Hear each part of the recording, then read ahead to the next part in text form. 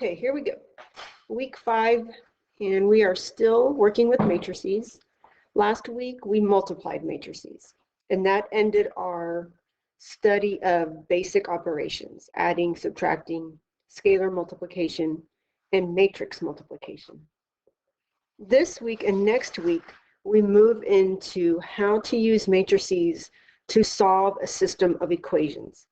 We already know how to solve a system using substitution and elimination, excuse me, but now we're talking about doing that with matrices. Today, we're going to ease into that transition by just talking about how to use a matrix to represent a system. You'll notice in this first part of your notes, there are 3 different things going on here. We have a general form for a linear system. So this doesn't have any actual numbers. This is just generic. You have your x, y, your z variables. This is a 3 equation with 3 variable system. And in the first row, right here, you have ax plus by plus cz equals j. Your x, y, and z are variables, x, y, and z. They'll stay variables. But the a, b, c, and j, they represent numbers that would have been there otherwise. In a specific example, they're called, the a, b, and c are coefficients because they're in front of the variables, x, y, and z.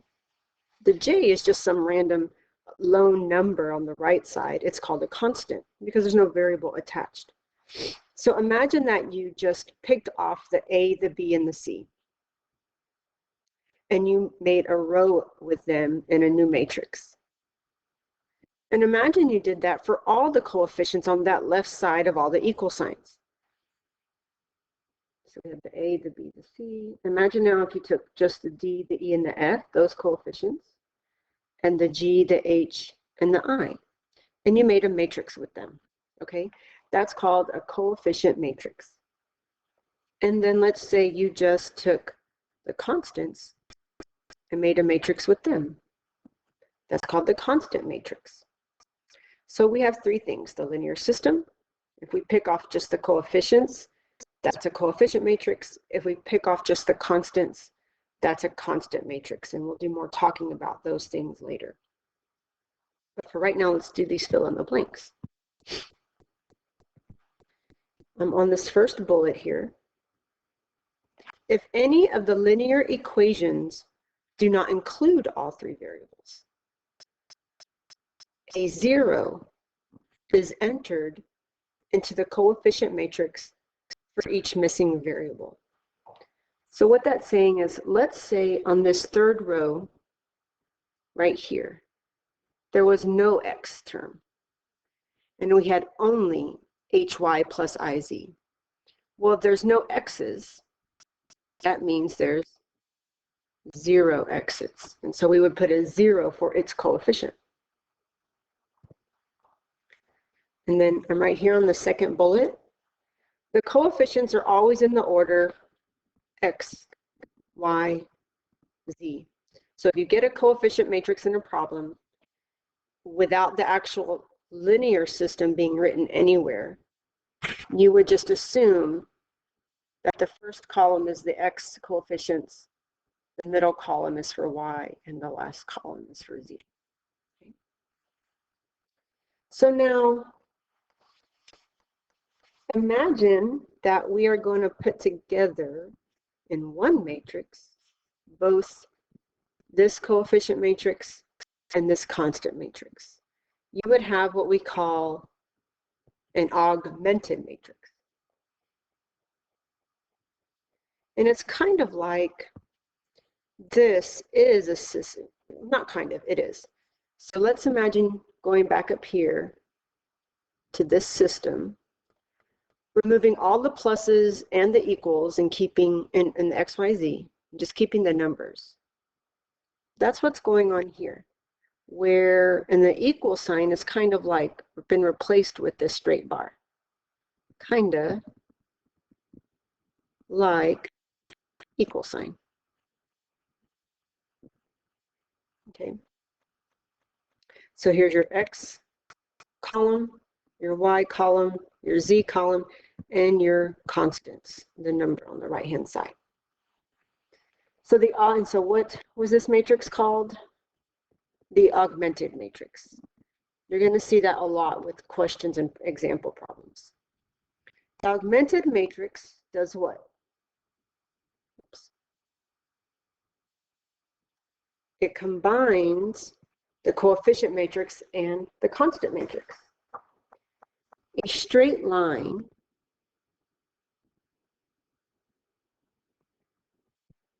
is used to separate the coefficient and constant matrices. Right? So let's look, so we're going to practice with this. So looking at this first example here. Form the augmented matrix for the following system. Also, name the diagonal entries of the coefficient matrix. So two things are going on here. Creating the augmented matrix and naming the diagonal. So your augmented matrix starts out, so here's the first part. You need your brackets, your straight line, and your other brackets. And the first column is the coefficient of all the x's. So look at all the x's for all three equations and come up with the coefficients. The only x I can see there that might give you trouble if you're like going too fast and not stopping to think is the second one. There's no number in front technically, but it's understood to be 1. So that first column is 2, 1, 4. That's your x column, the coefficients of all the x's. So now look at the y's. What do you notice in that third row? There is no y. So what do we put when there's no y? We put a 0, because that's how many y's there are. There are literally 0. There's none. And then in the first equation, the coefficient for y is -1, and the second one is +2. And then the coefficients for the z's are 3, -1, -2. And the constants go on the right side of that straight line, and they are 14, -3, 2. Right? So that is called an augmented matrix. It's made up of two things, the coefficient matrix and the constant matrix. And the second thing we want to do is name the diagonal of the coefficient matrix. Remember, we talked about this before. The diagonal goes from the upper left to the bottom right of a square matrix only. And the coefficient matrix is a square matrix. It's a 3 by 3.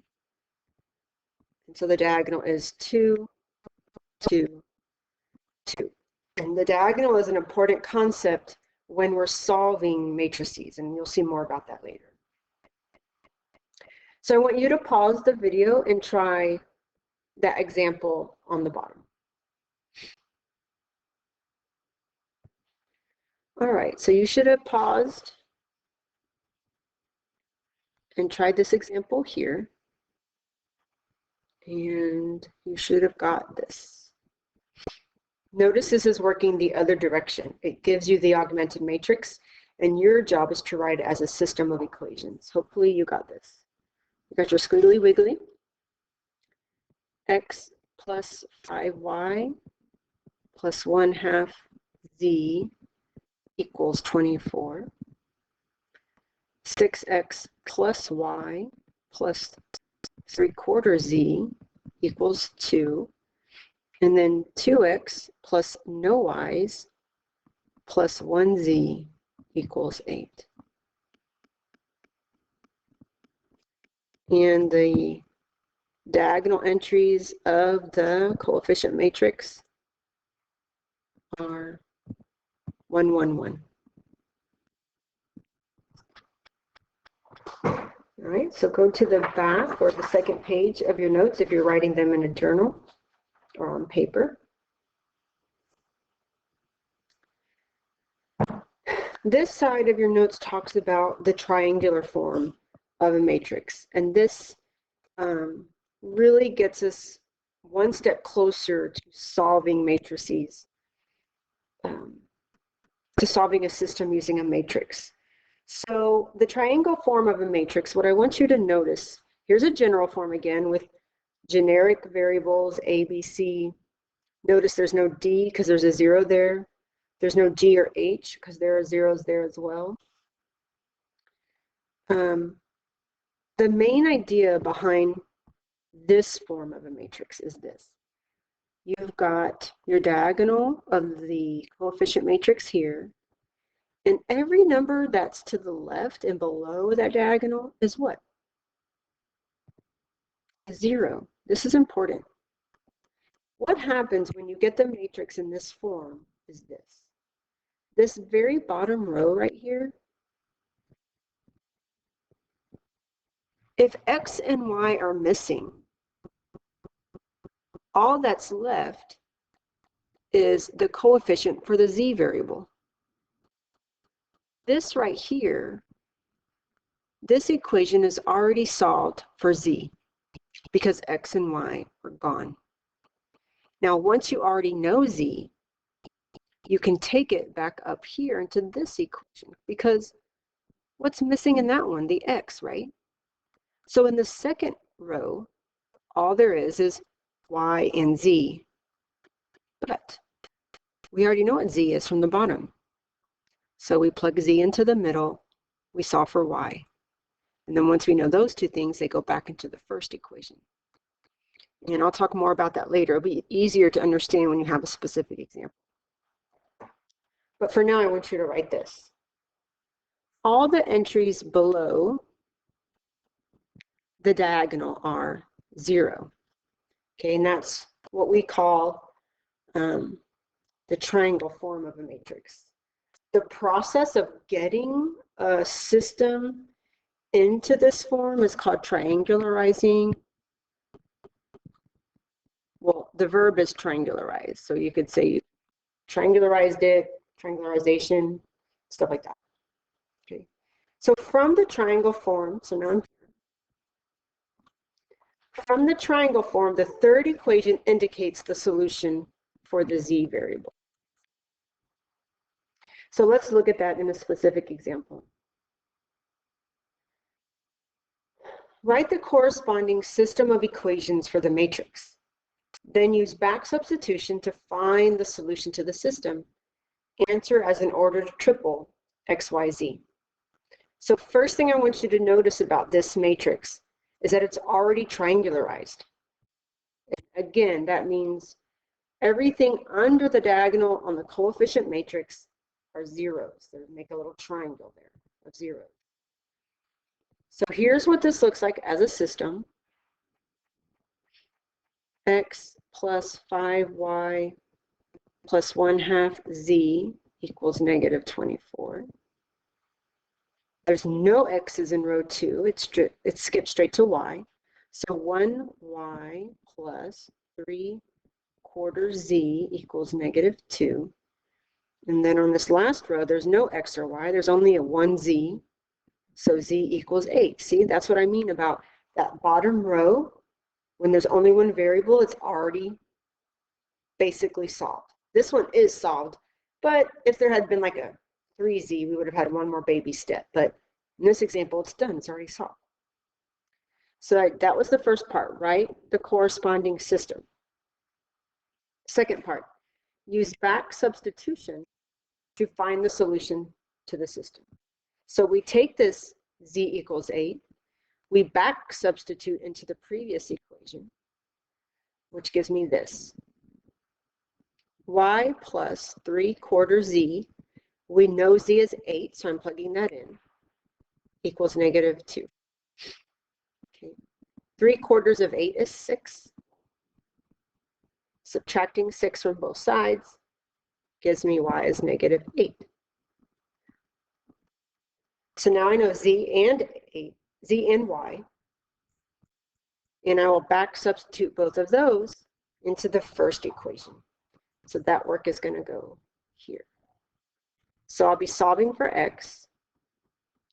So plus 5y, which y is now -8,